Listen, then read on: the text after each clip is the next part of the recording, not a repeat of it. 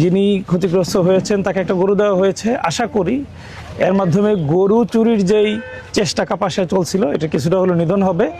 এমন যদি হতো আমার দেশের শাসক হতো, ওমরেরই মতো হতো, আবু বকরের মতো। গাজীপুর ৪ অর্থাৎ কাপাসিয়া আসনের জামায়াত ইসলামীর এমপি মোহাম্মদ সালাউদ্দিন আইয়ুবী। নাম তার যেমন সালাউদ্দিন আইয়ুবী, তিনি এমপি হয়ে কাজও করছেন ইসলামী যোদ্ধা সালাউদ্দিন আইয়ুবীর মতো। কখনো তিনি গরিবের মাল পৌঁছে দিচ্ছেন নিজ কাঁধে করে, কখনো তিনি হুঙ্কার ছাড়ছেন চাঁদাবাজ আর মাদকের বিরুদ্ধে, কখনো তিনি সহায়তার হাত বাড়িয়ে দিচ্ছেন গরিব প্রজাদের দিকে। এসব কাজ আবার তিনি করছেন সামান্য বাইসাইকেলে চড়ে। সালাউদ্দিন আইয়ুবী আমাদেরকে নিয়ে মনে করিয়ে দিচ্ছেন খোলাফায়ে রাশেদিনের যুগের কথা। জীবনের কথার আজকের ভিডিওতে আলোচনা করব জামায়াতের এমপি সালাউদ্দিন আইয়ুবীকে নিয়ে। এ পর্যন্ত তিনি কি মানবিক কাজ করলেন, তিনি কি আসলেই খোলাফায়ে রাশেদিনের প্রতিচ্ছবি? এছাড়া রাজনীতিতে তার উত্থান সম্পর্কে বিস্তারিত জানতে ভিডিওটি 1 সেকেন্ডও না টেনে শেষ পর্যন্ত দেখতে থাকুন।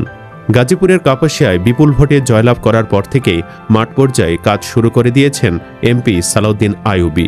তিনি একজন এমপি হয়েও সাইকেল চালান। একটি ভিডিওতে দেখা যায় এলাকায় সাইকেল চালাতে গিয়ে ক্লান্ত হয়ে পড়া প্রায় ৮০ বছর বয়সী এক বৃদ্ধকে সহায়তা করেন স্থানীয় সংসদ সদস্য সালাউদ্দিন আইয়ুবী। তিনি বৃদ্ধকে রাস্তার পাশে কষ্ট করতে দেখে নিজের গাড়িতে তুলে দেন এবং বৃদ্ধের সাইকেলটি নিজে চালিয়ে নিয়ে যান। পরে ঘটনাটি সামাজিক মাধ্যমে প্রকাশ পেলে তা জনমনে দৃষ্টি আকর্ষণ করে। এ বিষয়ে এমপি জানান, একজন প্রবীণ মানুষকে সহায়তা করতে পেরে তিনি আনন্দিত এবং ঘটনাটিকে একটি ইতিবাচক অভিজ্ঞতা হিসেবে উল্লেখ করেন। দিনের রাতে ওমর রাদিয়াল্লাহু তাআলা আনহু গাধায় চড়ে বের হতেন। তিনি মদিনায় অলি গলিতে ঘুরতেন, ঘুরে ঘুরে মানুষের অবস্থা পর্যবেক্ষণ করতেন। একইভাবে পায়ে হেঁটে মানুষের বাড়িতে বাড়িতে ঘুরেন সালাউদ্দিন।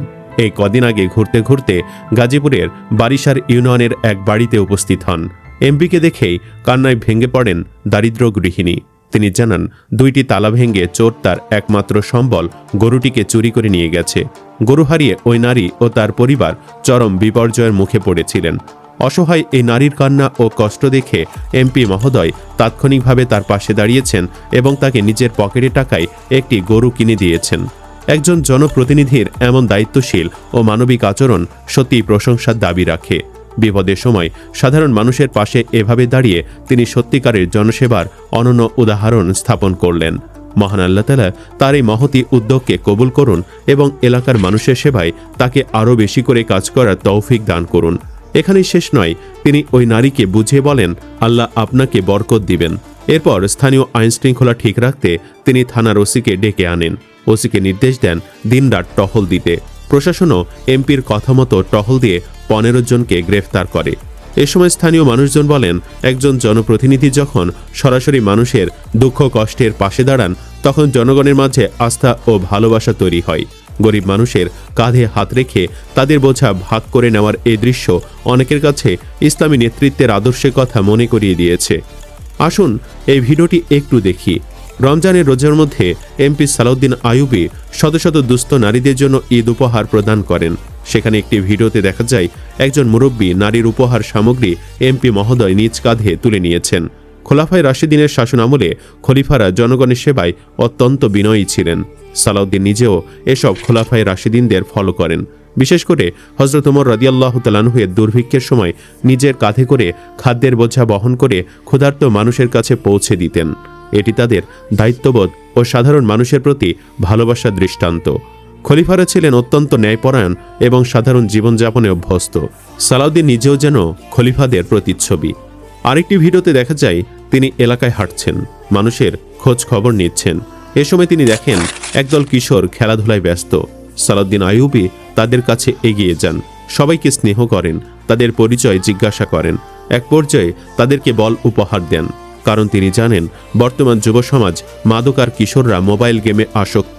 সেই আসক্তি থেকে মুক্তি দিতে যুব সমাজ এবং কিশোরদের তিনি মাঠমুখী করতে চান। তার এই মহতী উদ্যোগও প্রশংসা কুড়িয়েছে। আরেকটি ভিডিওতে দেখা যায় এমপি সালাউদ্দিন আইয়ুবী সাধারণ জনগণের সাথে মাটিতে বসে ইফতার করছেন। অথচ তিনি একজন এমপি মানুষ, চাইলে তার জন্য ভিআইপি আয়োজনের বন্দোবস্ত হতো। কিন্তু তিনি চান মানুষের সাথে মিশে যেতে। তাই তো ইফতার করছেন সাধারণ মানুষের পাশে মাটিতে বসে।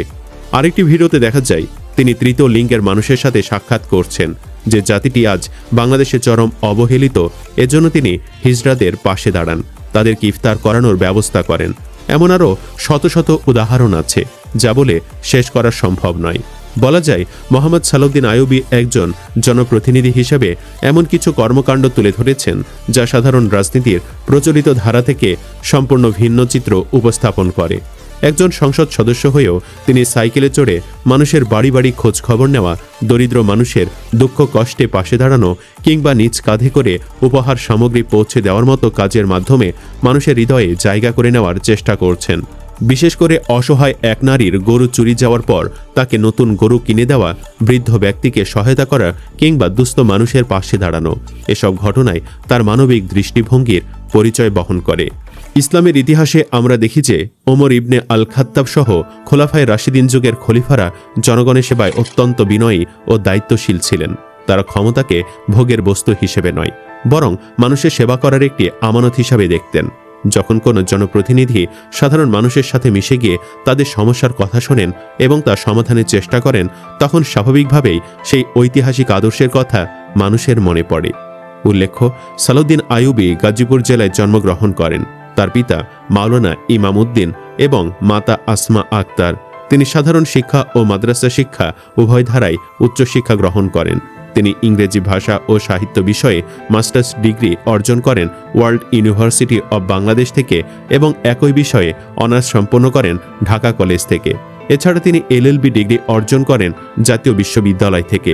মাদ্রাসা শিক্ষায় তিনি কামিল ডিগ্রি লাভ করেন ঢাকা আলিয়া মাদ্রাসা থেকে। ফাজিল ও আলিম সম্পন্ন করেন মহাখালী দারুল উলুম হোসেনিয়া কামিল মাদ্রাসা থেকে এবং দাখিল সম্পন্ন করেন রায়েদ দারুসুন্নাহ দাখিল মাদ্রাসা থেকে। সালাউদ্দিন আইয়ুবী ছাত্র জীবন থেকে রাজনীতির সাথে সক্রিয়ভাবে যুক্ত। তিনি বাংলাদেশ ইসলামী ছাত্র শিবিরের কেন্দ্রীয় সভাপতি হিসাবে দায়িত্ব পালন করেছেন। বর্তমানে তিনি বাংলাদেশ জামায়াত ইসলামীর কেন্দ্রীয় মজলিসে শুরার সদস্য এবং গাজীপুর মহানগর শাখার নায়েবে আমির হিসাবে দায়িত্ব পালন করছেন। 2026 সালের 12 ফেব্রুয়ারি অনুষ্ঠিত বাংলাদেশের ত্রয়োদশ জাতীয় সংসদ নির্বাচনে তিনি গাজীপুর 4 আসন থেকে 11 দলীয় জোটের সমর্থিত প্রার্থী হিসেবে প্রতিদ্বন্দ্বিতা করেন।